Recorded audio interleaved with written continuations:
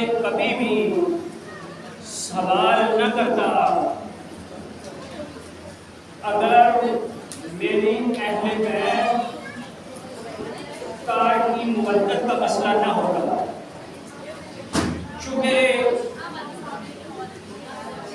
جس کے در سے سب کچھ ملے وہ سوال کیوں کرے؟ مگر چونکہ معاملہ پوری شریعت اور دین کا ہے، پوری شریعت اور دین یہاں پر آ کر رک گئی. اگر اہل بیت کی ولایت و حاکمیت کا اقرار نہ کیا جائے گا تو نہ رسالت کوئی فائدہ دے گی نہ توحید کوئی فائدہ دے گی. یہی وجہ ہے کہ شیعہ نے حیدر کرار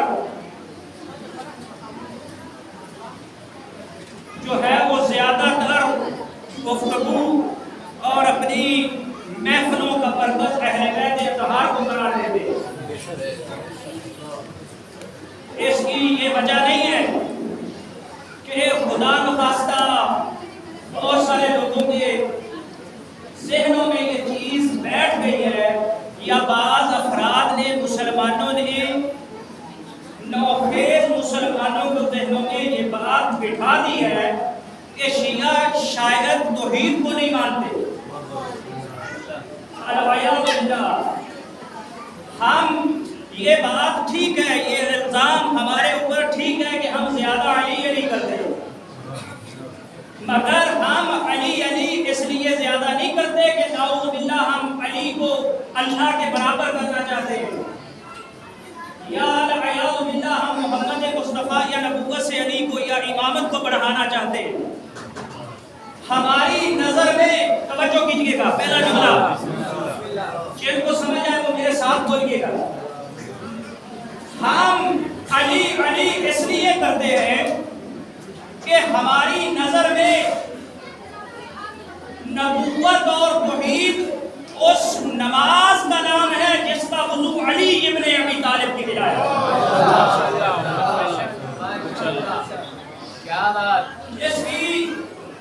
جس کے وضو کا نام ولایت علی ابن ابی طالب ہے، اور بغیر وضو کے آپ کو پتہ ہے نماز جب تک اقرار ولایت علی ابن ابی طالب نہ کیا جائے گا توحید کسی کام نہیں آئے گی، نہ رسالت کسی کام. یہ ہمارے اوپر بہت سارے لوگوں کو تشویش ہے کہ شیعہ حضرات اٹھتے بیٹھتے چلتے پھرتے علی کرتے ہیں. یہ بعض افراد مسلمانوں کا یہ کبھی کبھی اعتراض یہ بھی ہوتا ہے. دیکھیں کہ اس دفعہ تو یوں ہوتا ہے کہ جب آپ لوگ فضائل محمد اہل بیت محمد سنتے ہیں ہر کسی کے سننے کا پلان ہوتا ہے. کچھ خاموش ہو کے بیٹھے رہتے ہیں، کچھ ہاتھ کو اٹھاتے ہیں، کچھ جو ہے وہ زبان کو حرکت دیتے ہیں، کچھ بہت دفعہ تو کھڑے ہو جاتے ہیں. یہ وجہ کیا ہے؟ یہ پیچھے مسئلہ کیا ہے؟ یہ اس طرح کیوں ہوتا ہے؟ اس کی وجہ خود آئمہ نے بیان کی ہے. امام فرماتے ہیں کہ خولقو من فاضل دینتنا، ہمارے شیعوں کو خولقو ارواحکم، اے ہمارے شیعوں تمہاری روحوں کو اللہ نے ہماری بچی ہوئی دینت سے خلق کیا ہے. تو جو چیز جس سے بنتی ہے، جس سے نکلتی ہے، وہ اس کے ارد گرد چکر لگاتی رہتی ہے. زمین سورج سے نکلی، اسی طرح چاند سورج سے نکلا. یہی وجہ ہے کہ چاند زمین مل کے سورج کے گرد چکر لگاتے رہتے ہیں. چونکہ یہ قانون فطرت ہے، جو جس سے نکلتا ہے اس کے گرد چکر لگاتا رہتا ہے.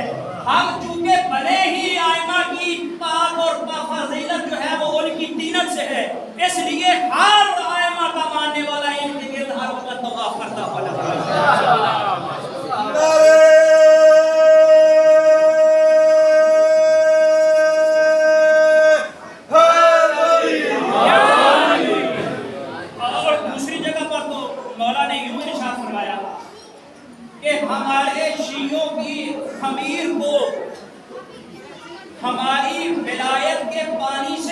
گوندا گیا.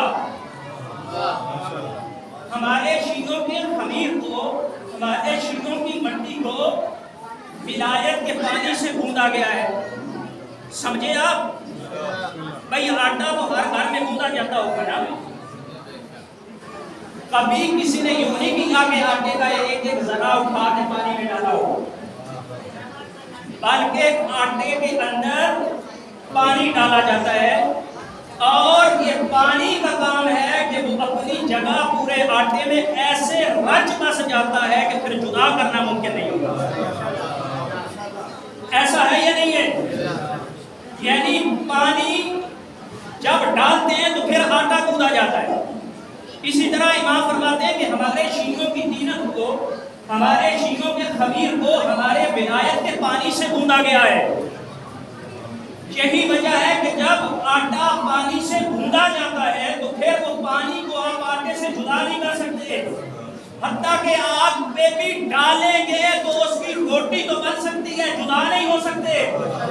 اب سمجھ میں آئی کہ کیوں میثم جو ہے وہ سولی پہ چڑھ کے بھی علی علی کر رہے تھے.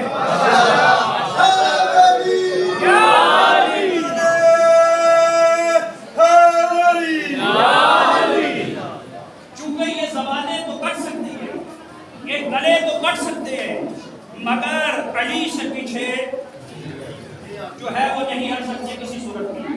یہی وجہ ہے کہ بہت سارے افراد جو ہے وہ یہ باتیں کرتے رہتے ہیں اور ہم بھی اپنی جگہ پر ایسے مسلمانوں کو جو ہے وہ بتاتے رہتے ہیں کہ خدا نخواستہ شیعہ حضرات جیسی توحید کسی کی توحید نہیں. بہت دفعہ جو ہے وہ اس میں بھی ٹھیک ہے جی آپ فضائل بیان کریں، آپ فضائل سنیں، ایک تہذیب ہوتی ہے. بہت سارے افراد وہ کہتے ہیں کہ آپ جو ہے وہ آپ کو اٹھا کر کوئی تو کھڑے ہو کر کچھ کر کے. بھئی یہ بات علی کی ولایت کی ہے. جب بات علی کی ولایت کی آتی ہے، جس طرح آٹے کے اندر پانی رچ بس جاتا ہے، امام نے فرمایا کہ ان کے خمیروں کو ہماری ولایت کے پانی سے گوندا گیا ہے. سر سے لے کے پاؤں کے ناخن تک ولایت علی خون میں گردش کر رہی ہے. یہی وجہ ہے کہ جب بات علی کی آتی ہے، ہم تو خاکی اور گناہگار اور عام بشر اور بندے ہیں. یہاں پر تو جب نبیوں کا سردار آتا ہے تو وہ بھی اس سے نہیں بچ سکتا. ہم تو پھر بھی ایک ہاتھ بلند کرتے ہیں، اس نے تو دونوں ہاتھ بلند کر کے کہا تھا فَمَنْ كُنْتُ مَوْلَاهُ فَهَذَا عَلِيٌّ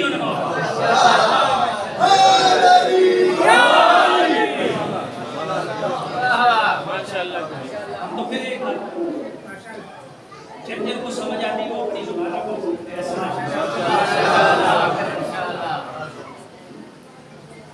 یہ دیکھیں کہ جو چیز جس سے بنتی ہے اس کے گرد چکر لگاتے ہیں. آج کل تو جدید دور ہے، سائنس کا دور ہے، ٹیکنالوجی کا دور ہے، اب تو ہر چیز واضح ہے. اب یہ 1400 سال پہلے کا مسئلہ نہیں ہے، اب تو ہر چیز ثابت ہو چکی ہے. آپ دیکھیں کہ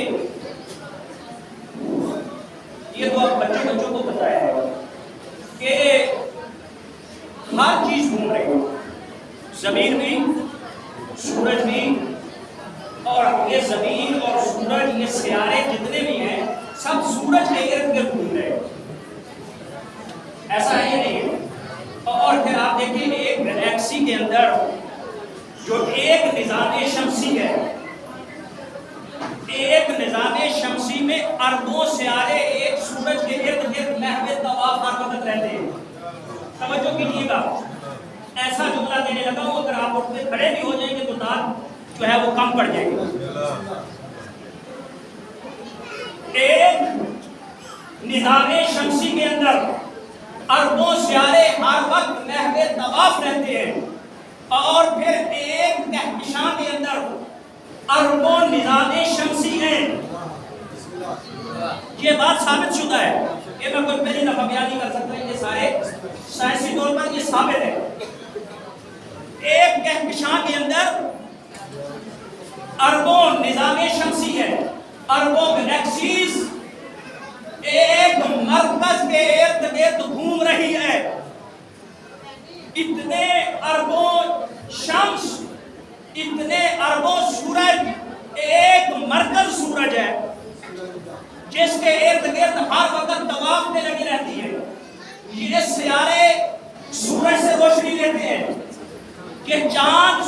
روشنی لیتا ہے؟ یہ نظام شمسی تمام اس مرکز سے روشنی لیتے ہیں. وہ مرکز کون سا ہے جس سے یہ تمام نظام شمسی جو ہے وہ روشنی لیتا ہے؟ کہہ دوں جملہ. ہم جب زیارت پڑھتے ہیں تو اس وقت یہ پتہ چلتا ہے جب ہم یہ کہتے ہیں السلام علیکہ یا شمس الشموس، اے سورجوں کے سورج تجھ پہ ہمارا سلام، اے سورجوں کے سورج تجھ پہ ہمارا سلام. یہ ایک مرکز ہے جس کے جو ہے وہ ارد گرد ہر چیز محو طواف ہے. اور قرآن کو پڑھے گا. قرآن یہ کہتا ہے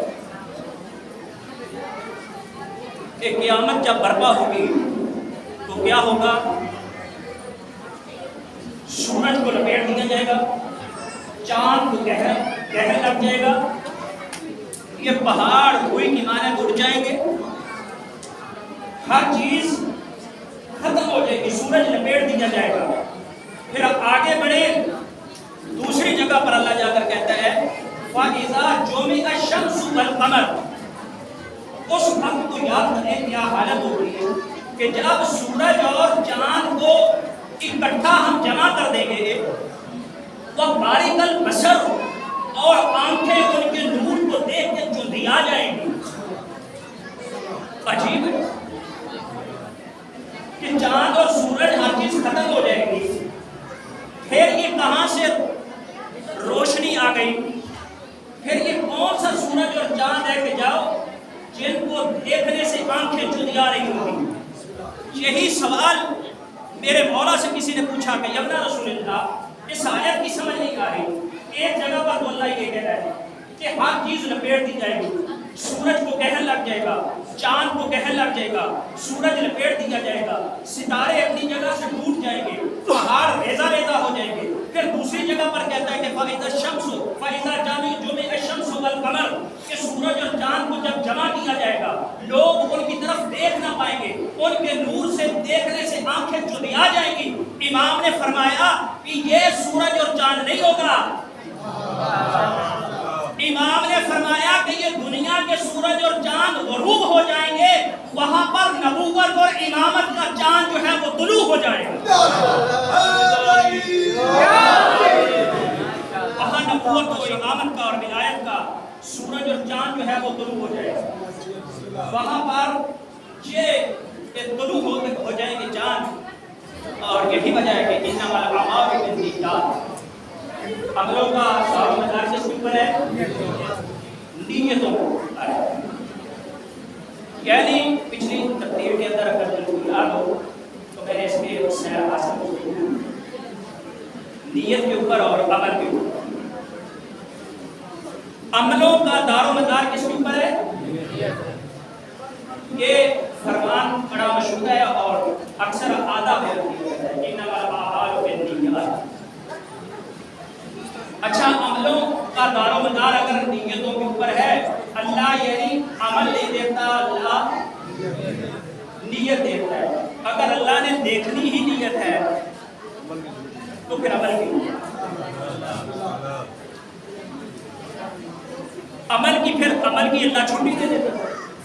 اس نے دیکھنی ہی نیتیں ہیں تو عمل کیوں ہے؟ عمل جو ہے وہ اگر اللہ کے لیے ہوتا تو شاید چھٹی مل جاتی، چونکہ یہ عمل ہمارے ہی فائدے کے لیے ہے. یہ عمل کا ہمارے سجدوں سے اللہ کو کوئی فائدہ نہیں ہوتا، یا ہمارے نہ کرنے سے اللہ کو کوئی نقصان. یہ فائدہ یا نقصان ہمیں ہے. اللہ نے یہ عمل بھی اس لیے اس کی قریبی کو سجدہ اس لیے کیا جاتا ہے کہ وہ قریب اتنا ہے. اس نے اعمال بھی رکھے ہیں تاکہ ہماری عزت بڑھ جائے. عام روٹین میں آج کل تو رمضان چل رہا ہے، رمضان کے علاوہ بھی اگر کوئی آپ کے ہاں آئے اور آپ اسے کھانے کا کہیں اور وہ کہے کہ میں نے روزہ رکھا ہوا ہے تو آپ کے دل میں اس کے لیے احترام اور عزت. ایک چھوٹا سا بچہ اگر وہ کہے کہ میں نے قرآن مجید حفظ کیا ہوا ہے تو آپ کی نظر میں عزت جو ہے وہ بڑھ جائے گی. تو یہ اعمال کس لیے ہے؟ تاکہ انسان کی اپنی عزت بڑھے لوگوں میں بھی اور اللہ کے ہاں بھی. اور انما الاعمال بالنیات، جب یہی سوال میرے مولا سے پوچھا گیا کہ یا رسول اللہ انما الاعمال بالنیات تو ہے، عملوں کا دار و مدار نیتوں پر ہے، اور نیت کبھی کسی کی غلط نہیں ہوتی. عمل غلط ہو سکتا ہے، یہ بھی توجہ کیجیے، عمل غلط ہو سکتا ہے، نیت کبھی کسی کی غلط نہیں ہوتی. حتیٰ کہ بت پرستوں کی بھی نیت ٹھیک ہے. قرآن کی آیت ہے، کیا اے میرا حبیب ان سے پوچھو کہ کیوں یہ بتوں کو سجدہ کرتے ہیں. مشرکین جو کرتے تھے، قرآن نے کیا جواب دیا؟ انہوں نے کہا ما نعبدوہم، ہم ان کی عبادت نہیں کرتے الا لیتقربونا الی اللہ زلفیٰ، ہم اس لیے ان کی عبادت کرتے ہیں ان کے ذریعے سے ہم اللہ تک پہنچنا چاہتے ہیں. تو نیت ان کی بھی قربت اللہ ہے،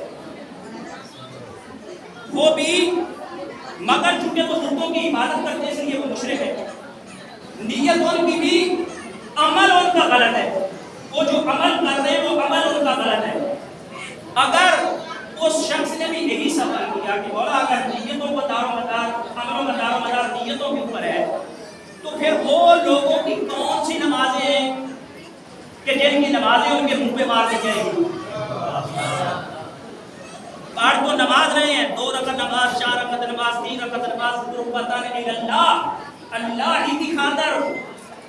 مگر اللہ ہی نے کہا کہ بہت سارے لوگوں کی نماز جو ہے وہ ان کے منہ پہ مار دی جائے گی. امام مسکرائے اور کہا کہ میرے دادا کا فرمان غلط اتنا نہیں ہے. انما الاعمال بالنیات، بے شک عملوں کا دار و مدار نیتوں پر ہے. النیات فی ولایت علی ابن ابی طالب، مگر نیتیں ہیں ولایت علی ابن ابی طالب کے ساتھ. اگر آپ کی نیتوں میں ولایت نہیں ہوگی تو نمازیں کسی کام کی نہیں ہے. یہی وجہ ہے کہ بہت سارے لوگ یہ کہا کرتے ہیں کہ عملوں کے اوپر مت اتراؤ، اپنی نیتیں درست کرو. آج میں یہ کہہ رہا ہوں کہ اپنی نیتوں کے اوپر مت اتراؤ، اپنی نیتوں میں علی کو رکھو. اپنی نیتوں کے اندر جب تک ولایت علی کو نہیں لائیں گے، جب تک اقرار ولایت نہیں ہوگا، تب تک جو ہے وہ عبادتیں کو کسی کام کی نہیں رہے گی. اللہ کی جانب سب بڑھنا چاہتے ہیں. شیخ صدوق اللہ رحمہ اللہ یاد رکھو کی ہماری جو اصول اربعہ میں سے دوسری کتاب حدیث کی، اس کے اندر امام رضا علیہ السلام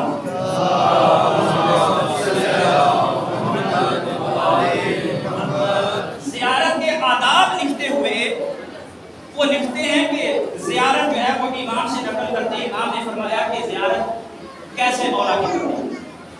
امام نے فرمایا کہ جب تم لوگ جاؤ امام علیہ السلام کے در پہ، تو سب سے پہلے جب اندر داخل ہو تو اذن لے کر تو مولا کے ذریعے مبارک پہ ہاتھ رکھ کے کہو آتیتک زائرا وافدا عاجزا، اے میرے مولا میں آپ کی خدمت میں حاضر ہو گیا ہوں، آیا اکیلا ہوں، زائر بن کے وافدن اکیلا ہوں، لیکن اکیلا ہی وفد بن کے آیا ہوں، آپ کی خدمت میں آ گیا ہوں. اور جا کر مولا کی خدمت میں یہ کہیں، آگے بڑھ کے انہوں نے فرمایا پھر ایک یہ والا ہاتھ اٹھائیں اور دوسرا ہاتھ رکھیں اور جا کر کہیں کہ اے مولا کہ آپ ہی اللہ کے نزدیک مقام محمود رکھتے ہیں، آپ اللہ کے نزدیک اس کے برگزیدہ بندے ہیں. پھر مولا فرماتے ہیں کہ جب امام سے یہ باتیں کر لو، پھر ڈائریکٹ اللہ سے رابطہ کرنا.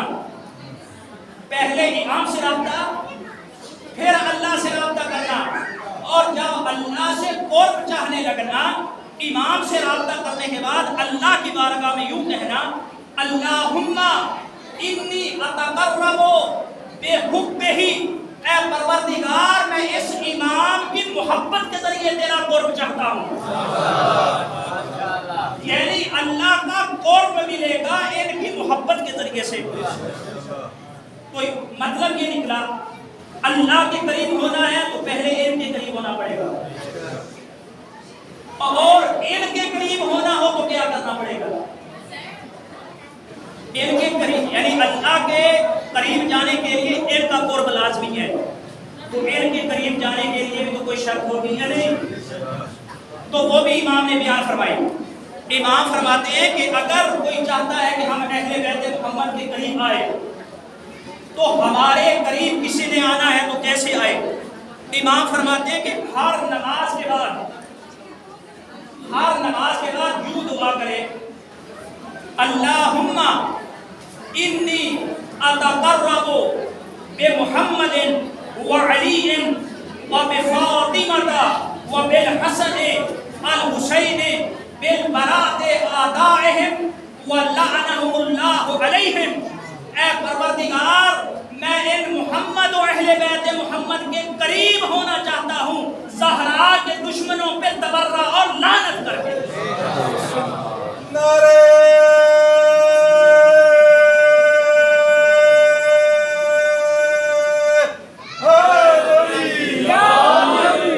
یعنی اللہ کے قریب جانا ہے تو ان کی محبت کا سہارا لینا ہوگا, ان کے قریب جانا ہوگا, ان کے قریب آنا ہوگا تو زہرا کے دشمنوں سے بیزاری اختیار کرنا, وگرنہ جو ہے وہ ان کا قرب اختیار جو ہے وہ نہیں کیا جا سکتا.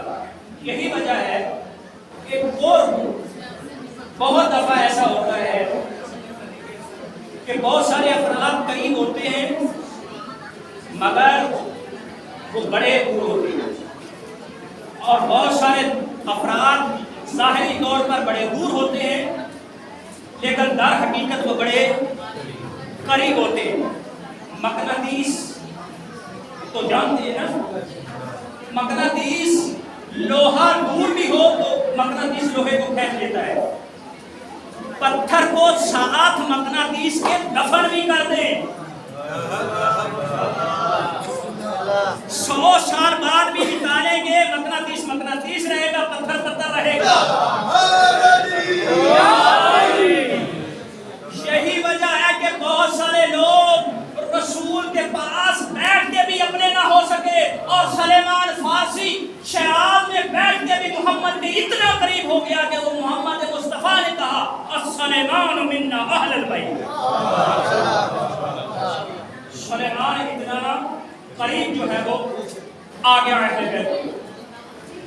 یہی وجہ ہے کہ یہ قرب جو ہے وہ ظاہری قرب مراد نہیں ہے, یہاں پر یہ مانوی قرب مراد ہے. اور اسی وجہ سے تو اللہ کے حبیب نے یہ اعلان کیا تھا انی تارک فیکم الثقلین ما ان تمسکتم بہما لن تضلوا بعدی ابدا. اے تمہارے درمیان دو, اس کا ترجمہ کیا کیا جاتا ہے؟ دو گراں قدر چیزیں, یا دو بھاری چیزیں, یا دو وزنی چیزیں. حالانکہ یہ سارے ترجمے غلط ہیں. یہ حضور نے نہیں کہا وزنی چیزیں, قرآن کوئی وزنی چیز نہیں. وزنی دیکھیں, ایک ہے وزن, ایک ہے وزنی, ایک ہے روشن, ایک ہے روشنی. وزنی چیز نظر آتی ہے, وزن نظر نہیں آتا. روشن چیز نظر آتی ہے, روشنی نظر نہیں آتی. ایسا ہے یا نہیں ہے؟ آپ دیکھیں کہ آپ یہ تجربہ کر لیں, یہ چیزیں تو آج ثابت ہو چکی ہیں. آپ یہاں پر ایک چیز کو لیں, 2 کلو کی اگر چیز ہے, اسے لے لیں 500 فٹ اوپر, وہی چیز 2 کلو سے کم ہو جائے گی. جتنا آپ اوپر جائیں گے ہوا میں, وزن ہے تو کوئی. یہ کیا چیز ہے کہ جو یہاں پر وزنی کر رہی ہے اور وہاں پر حرکت کر رہی ہے؟ یعنی یہ کوئی ایک طاقت ہے وزن جو ہے وہ ایک طاقت کا نام ہے، وزن جو ہے وہ ایک کشش کا نام ہے کہ جس کشش کے ذریعے سے، جس قوت اور طاقت کے ذریعے سے زمین چیزوں کو اپنی طرف کھینچتی ہے، یہی اگر چیز ہوا میں چلی جائے، زمین سے اوپر چلی جائے، تو یہ چیز ٹھہر نہیں سکتی، مگر زمین پہ اگر آ جائے تو زمین سے گرتی، زمین اسے گرنے نہیں دیتی۔ یہ طاقت، یہ مرکز، یہ قوت، اس قوت کا نام وزن ہے۔ آپ ایک تجربہ کر لیں،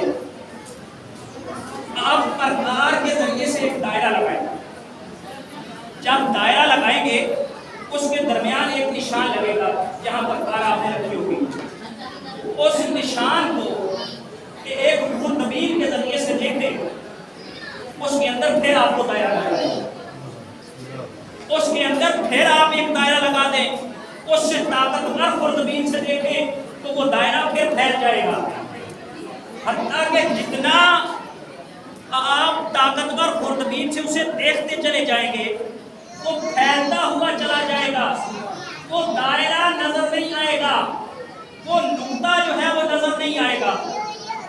اسے کہتے ہیں مرکز، جو بغیر دیکھے ہوئے، غیب میں رہتے ہوئے اپنا وجود جو ہے وہ ثابت کر دے، اسے مرکز کہتے ہیں۔ غیب میں رہتے ہوئے، یہ ثقل کیا ہے؟ یہ وزن ہے۔ وزن اس کشش اور قوت کو کہتے ہیں کہ جو اس کے اندر ایسی طاقت ہوتی ہے، وہ جب چاہے کسی چیز کو وزنی کر دے، جب چاہے کسی چیز کو ہلکا کر دے، ہلکا کرنے پہ آئے تو اتنا ہلکا کر دے کہ یوسف اٹی کے برابر بک جائے، وزنی کرنے پہ آئے تو اتنا وزنی کر دے کہ علی کا ایک بار ثقلین کی ضربت سے وزنی ہو جائے۔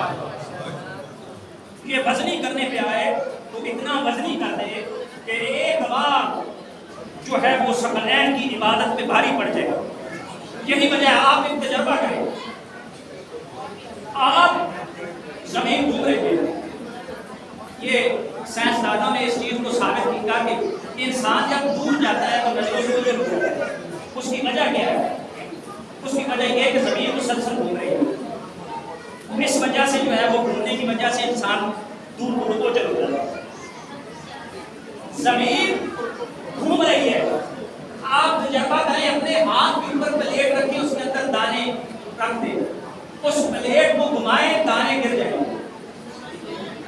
مگر یہی پلیٹ زمین پہ رکھ دیں، نہیں گریں گے۔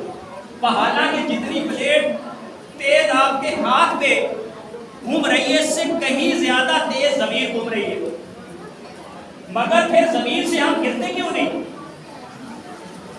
زمین کے اوپر جب زمین گھوم رہی ہے تو پھر گرتے کیوں نہیں ہیں؟ کہتے ہیں کہ یہ تراب کے اندر طاقت ہے، یہ تراب کی طاقت ہے، اس کے اندر ایک کشش ہے جو گرنے نہیں دیتی۔ اب پتہ چلا محمد مصطفیٰ نے کیوں فرمایا تھا اگر علی کا دامن تھام لوگے تو یہ تمہیں گرنے نہیں دے گا، چونکہ علی تراب نہیں ہے بلکہ ابو تراب ہے۔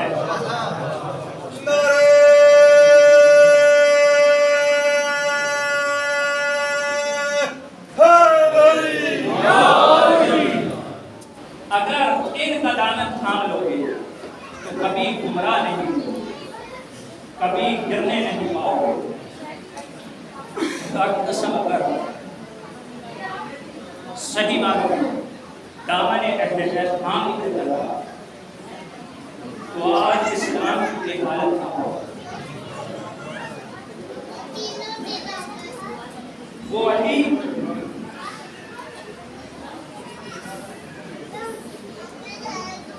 جس کا چہرہ دیکھنا عبادت ہے، وہ چہرہ آج بھول میں بدل رہا ہے۔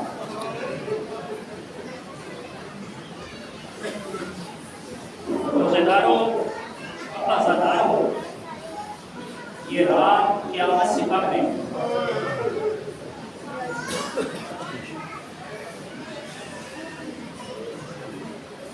کہ رات شب عاشور سے قبل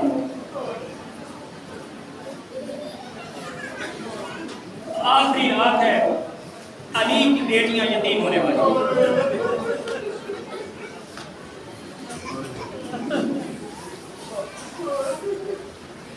علی یہ زہرا کی بیٹیاں یتیم ہونے والی ہے۔ دادا تو جی بھر کے رو، آج ماتم کرنے کی رات ہے۔ ہم جب بھی اپنے مولا اور آقا کا نام لیتے ہیں نا، مولا کائنات کا، تو ساتھ لگاتے ہیں امیر المومنین۔ ہر کوئی میرے مولا کو امیر المومنین کہتا ہے، لیکن میں کہتا ہوں کہ علی جیسا غریب ہوئے۔ امام حسین بھی اتنے ظلم تھے کہ آج تک حسین کو حسین غریب کہتے ہیں، مگر جتنا علی غریب ہے اتنا کوئی غریب نہیں۔ اس کی وجہ یہ ہے آزادارو کہ جب تک امام حسین زندہ تھے تب تک کسی کی جرأت نہیں ہوئی کہ خیموں کو آگ لگا دے۔ یہ علی ہے کہ جس کے سامنے زہرا کے گھر کو آگ لگا دی۔ آج حکم اللہ آزادارو سید الشہداء کے ہوتے ہوئے کسی نے سکینہ کو تماچے تو نہیں مارے۔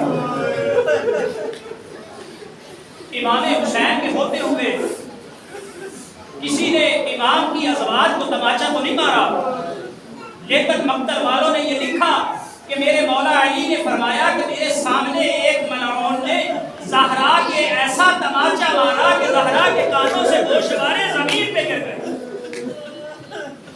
آج حکم اللہ آزادارو دعا کرو کہ عید کے قریب کوئی بیٹی یتیم نہ ہو جائے۔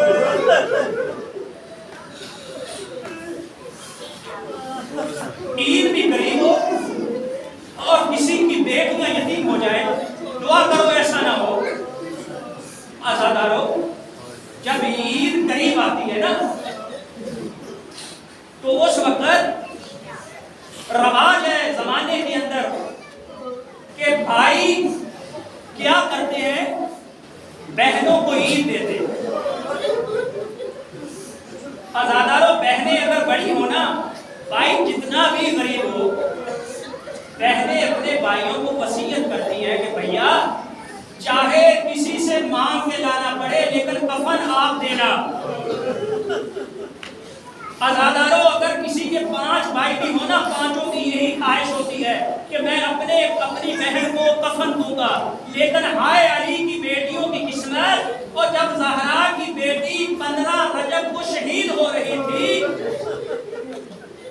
آزادارو نہ حسن موجود تھا، نہ حسین موجود تھے، نہ عباس موجود تھے، اور سید سجاد سے کسی نے کہا او علی کی بیٹی اس دنیا سے جا رہی ہے، اور کوئی کفن کا بندوبست کرے۔ میں کہوں گا اے زہرا کی بیٹی، اگر سید سجاد کے پاس کفن ہوتا تو سکینہ کپڑوں کے اندر کیوں کفن ہوتا؟ آج حکم اللہ آزادارو ایک بات آپ ذہن میں رکھ لیں، یہ رات جو آئی یہ اتنی بھاری رات آئی۔ آزادارو 2 عیدیں اہل بیت کے اوپر بڑی بھاری ہوئی، دونوں عیدیں کوفہ نے اہل بیت کی کھا لی۔ چھوٹی عید پہ علی کی بیٹیاں یتیم ہو گئی،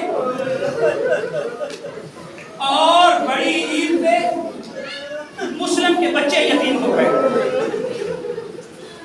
آزادارو ہر بھائی کی یہ خواہش ہوتی ہے، بس 1-2 جملے اور آپ کی طرف سے جواب۔ ہر بھائی کی یہ خواہش ہوتی ہے کہ وہ اپنی بہنوں کو عید دے۔ آزادارو جب یہ عید ایسی گزری کہ 10ویں دن عید آ گئی زہرا کی بیٹیوں پر، امام حسن نے عید والے دن اپنے بابا کی عبا پہنی، اپنے بابا کی قبا پہنی، اپنے بابا کا سر پہ امامہ سجا کے ایک مرتبہ بی بی کے پاس آئے، کہا بی بی عالیہ میں حسن بھائی بن کے نہیں، آج باپ علی بن کے آیا ہوں۔ مانگو جو مانگنا چاہتی ہو۔ عزادارو سن سکو گے بیوی نے کیا کہا؟ کہا حسن اگر باپ بن کر آئے ہو تو جو مانگو گی دو گے؟ کہا بہن مانگو جو مانگنا چاہتی ہو۔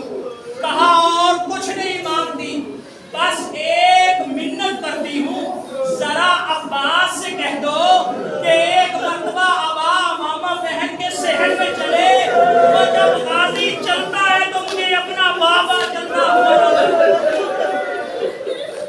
آج روح کو اللہ، آج روح کو اللہ۔ عزادارو آ گیا 17 محرم، 17 ماہ رمضان کو جمعہ کا دن تھا۔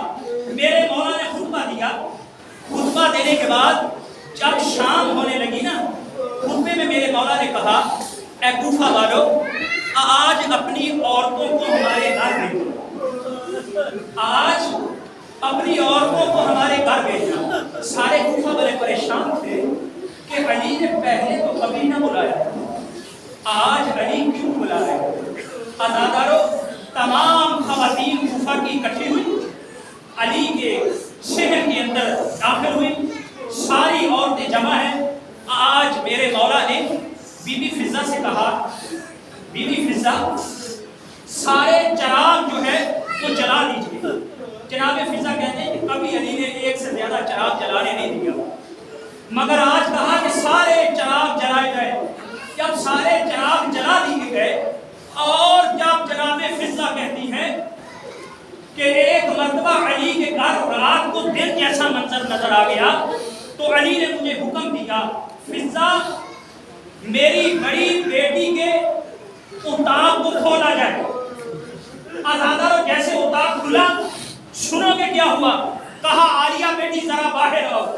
بی بی باہر آئی، کہا کہ اپنے سر سے چادر کو اتارو۔ سر سے میری بی بی نے چادر کو اتارا۔ ایک مرتبہ جب بی بی نے سر سے چادر کو اتارا، کوفہ والی عورتوں کی طرف میرے مولا نے منہ کیا اور منہ کر کے کہا اے کوفہ کی عورتوں، غور سے دیکھ لو یہ میری بیٹی ہے، اگر کل کو اسی بازار میں آئے تو اسے پتھر نہ مارنا، یہ علی کی بیٹی ہے، یہ علی کی بیٹی ہے۔ عزادارو آج رات قیامت سے کم رات نہیں ہے۔ پہلے یوں ہوتا تھا، پہلے یوں ہوتا تھا کہ بیٹیاں باپ کے منہ میں نوالے ڈالتی تھی، لیکن آج رات منظر بدلا ہوا ہے۔ آج رات علی ایک نوالا اٹھاتے ہیں، کبھی بڑی بیٹی کے منہ میں ڈالتے ہیں، کبھی چھوٹی بیٹی کے منہ میں ڈالتے ہیں، اور ساتھ روتے بھی جاتے ہیں اور رو رو کر کہتے ہیں زینب و کلثوم میرے بعد میرے حسین کو خیال رکھو۔ آج حکم اللہ، آج حکم اللہ۔ عزادارو آ گیا وہ دن، آ گیا وہ دن، بس آخری جملے عزادارو، آ گیا وہ دن۔ پہلے مؤذن اذان دیا کرتا تھا، لیکن آج میرے مولا اٹھ گئے۔ عزادارو 2 اذانیں اہل بیت میں بڑی بھاری گزری، ایک 19 رمضان کی اذان اور ایک 10 محرم کو جناب علی اکبر کی اذان۔ عزادارو یہ 2 اذانیں بڑی بھاری اہل بیت میں گزری۔ عزادارو ادھر سے ایک مرتبہ آواز آئی اللہ اکبر۔ عزادارو اذانیں گونجنے لگی، آواز جب گونجنے لگی، عزادارو یہاں ٹھہر کے ایک جملہ سنتے جائیے۔ عزادارو ایک ایسا منظر بھی آیا کہ اس شام کو عزادارو 4 گھوڑا سوار میرے مولا کے دروازے پر آئے۔ جب گھوڑا سوار دروازے پہ آئے، میرے آقا باہر نکلے۔ میرے آقا جب باہر نکلے، میرے آقا نے دیکھا کہ یہ گھوڑا سوار اپنے چہروں کے روز نقاب کیا ہوا ہے۔ جب میرے مولا نے کہا آپ کون ہیں؟ جب نقاب اتارا گیا، ایک نے کہا آقا میں ابراہیم ابن مالک ہوں، دوسرے نے کہا آقا میں اسبغ ابن نباتہ ہوں، تیسرے نے کہا آقا میں سہسہ بن سبحان ہوں۔ عزادارو یہ جوان چاروں میرے مولا کے اپنے سپاہ سالار تھے۔ کہا کہ کیوں آئے ہو؟ آدھی رات کو تمہیں پتہ نہیں میری بیٹیاں گھوڑوں کے ٹاپوں سے ڈرتی ہیں؟ آقا آپ کی بیٹیاں آپ کے فوجیوں کے گھوڑوں کے ٹاپوں سے ڈر رہی ہیں، اور میرے آقا اس وقت کیسے برداشت کیا ہوگا؟ اور جب یہ یہی گھوڑوں کی ٹاپیں وہ غریب حسین کے اوپر چل رہی ہوگی اور زہرا کی بیٹیاں دیکھ کر کہہ رہی ہوگی اور اپنے ساتھ شمر کو اور ایک مرتبہ دیکھ کے کہہ رہی ہوگی ذرا حیا کرو اور میری ماں نے چکیاں پیس پیس کے مارا تھا۔ ادادارو میرے مولا نے کہا کیوں آئے ہو؟ وہ کہا میرے مولا سے کہا ہم نے دیکھا ہے وہ کچھ لوگوں کی حرکتیں مشکوک ہیں، میرے مولا ذرا ہمیں اجازت دیجیے وہ کہ ہم آپ کے گھر کا پہرا دیں۔ ادادارو مولا نے کہا کسی کو اجازت نہیں ہے، کسی کو اجازت نہیں ہے، سب اپنے گھروں میں چلے جاؤ۔ ادادارو جب سب چلے گئے نا حذیفہ یمانی اپنے گھر میں گیا، جا کر رونے لگا، روتا رہا۔ بیوی نے کہا کہ بچوں کی طرح کیوں رو رہے ہو؟ بچوں کی طرح کیوں رو رہے ہو؟ کہا کہ ہم نے دیکھا ہے کہ ایک شخص مشکوک ہے، کبھی وہ تلوار تیز کرتا ہوا نظر آتا ہے، کبھی وہ کہیں چھپتا ہوا نظر آتا ہے، مجھے اپنے آقا کی فکر ہے۔ زوجہ کہنے لگی وہ فاتح خیبر ہے، وہ شیر خدا ہے، اس کے قریب کون آ سکتا ہے؟ حذیفہ کہتا ہے کہ میں ایک مرتبہ سو گیا اور میری آنکھ جو لگی، وہ کہتا ہے کہ ایک مرتبہ میری بیوی نے مجھے جھنجھوڑ کر اٹھایا اور اٹھا کر کہا کہ حذیفہ اور جلدی جاگو کہ باہر دیکھو شور کیسا ہے۔ یہ کہتا ہے کہ میں نے غور سے کان لگائے اور آوازیں گونج رہی تھی اور قتل کو تیلا امیر المومنین، امیر المومنین کو قتل کر دیا گیا، امیر المومنین کو قتل کر دیا گیا۔ حذیفہ کہتا ہے وہ میں ننگے پاؤں بھاگا، وہ میں نے دیکھا کہ علی کا جنازہ لایا جا رہا ہے، علی کو اٹھا کے لایا جا رہا ہے۔ وہ کہتا ہے کہ ہم روتے اور چیختے ساتھ ساتھ جا رہے تھے، اور جب مولا کا گھر قریب آیا مولا نے کہا حسن بیٹا اب میرے صحابیوں سے کہو کہ واپس چلے جائیں۔ کہا مولا آقا یہ تو آپ کے اپنے صحابی ہیں، آپ کے اپنے صحابی ہیں، تو ان کو کیوں واپس کر رہے ہو؟ کہا کہ ان کی آوازیں میری بیٹیوں کے کانوں پر جائیں گی، میں کہوں گا مولا اور یہ تو آپ کے صحابیوں کی آوازیں ہیں، اس وقت کیا ہوگا؟ اور جب شرابیوں کا مجمع ہوگا اور زہرا کی بیٹیوں کے سروں پہ چادر نہ ہوگی۔